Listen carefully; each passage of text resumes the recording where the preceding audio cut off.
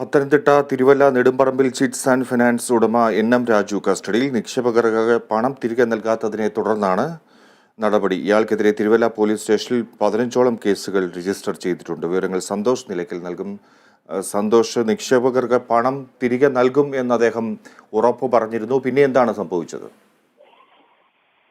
Fiji, Pathanamthitta Thiruvalla Nedumparambil finance ഉടമ എം.എൻ. രാജു ആണ് ഇപ്പോൾ അറസ്റ്റിൽ പോലീസ് കസ്റ്റഡിയിൽ എടുത്തിരിക്കുന്നത്. ഇദ്ദേഹത്തിനെതിരെ നേരത്തെ വലിയൊരു ആരോപണം ഉയർന്നു വന്നിരുന്നു. നിക്ഷേപകരുടെ പണം തിരികെ നൽകുന്നില്ല എന്ന ഉള്ള ആരോപണത്താൽ വലിയൊരു പ്രതിഷേധം ഇദ്ദേഹത്തിന്റെ തിരുവല്ലയിലെ വസതിയിലേക്ക് നിക്ഷേപകർ മാർച്ച് നടത്തുന്നത് സഹിതം പ്രശ്നങ്ങൾ ഉണ്ടായിരുന്നു. എന്നാൽ അന്ന് എം.എൻ. രാജു പറഞ്ഞിരുന്നത് തീർച്ചയായിട്ടും ഈ മെയ് അവസാനത്തോടു കൂടി ഇവരുടെ പൈസ പൂർണ്ണമായും നൽകും എന്നാണ് പറഞ്ഞിരുന്നത്. എന്നാൽ നിരവധി നാളുകളായി നിക്ഷേപകർ ഇദ്ദേഹത്തോട് പൈസ ആവശ്യപ്പെടുകയും ഇദ്ദേഹം ഒഴിഞ്ഞു മാറുകയും ചെയ്യുന്ന ഒരു സാഹചര്യം ഉണ്ടായി.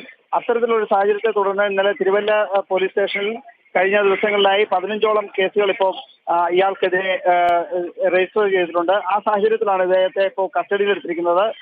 RBIയുടെ ചട്ടങ്ങൾ ലംഘിച്ചാണ് ഇദ്ദേഹം പണം നിക്ഷേപകരിൽ നിന്ന് വാങ്ങിയിട്ടുള്ളതും അതുപോലെ തന്നെ അത്തരം കുറ്റകൃത്യങ്ങളുടെ ചുമത്തിയിട്ടുണ്ട്. എന്തായാലും ഇദ്ദേഹത്തിന്റെ വൈദ്യ പരിശോധന കഴിഞ്ഞിരിക്കുന്നു.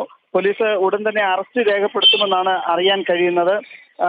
എന്തായാലും നിക്ഷേപകരായിട്ടുള്ളവരും അതുപോലെ തന്നെ ഇയാൾക്കെതിരെ പരാതി കൊടുത്തിട്ടുള്ള ആൾക്കാരുമായിട്ടുള്ളവർ തിരുവല്ലയിൽ എത്തിയിട്ടുണ്ട് എന്ന് നമുക്കറിയാൻ കഴിയുന്നുണ്ട്. എന്തായാലും എം.എൻ. രാജുവിന്റെ അറസ്റ്റ് ഏതാനും നിമിഷങ്ങൾക്ക് അല്പനേരത്തിനകം ഉണ്ടാകും എന്നാണ് അറിയാൻ കഴിയുന്നത്.